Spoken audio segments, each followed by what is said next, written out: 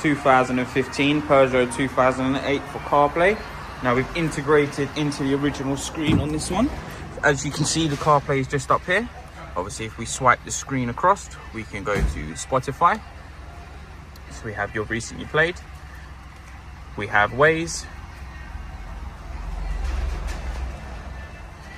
And we also have things such as Google Maps. On your very far corner, we have your 3 most recently used apps. So if you use Google Maps or you use Waze, as you'll notice, the icon will change to your most recently used icon. Same one for maps, and one for music, and one for phone calls or messaging. Obviously, we have our split screen at the very far corner, so that can give you maps and music in one place.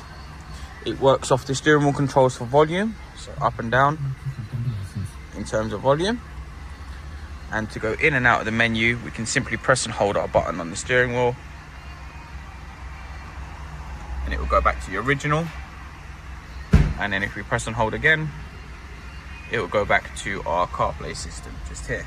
Gives you one USB, which the customer's opted in for in the glove box, obviously because he's not really using it, as it's a wireless device on here. As you can see, completely wireless on the very top.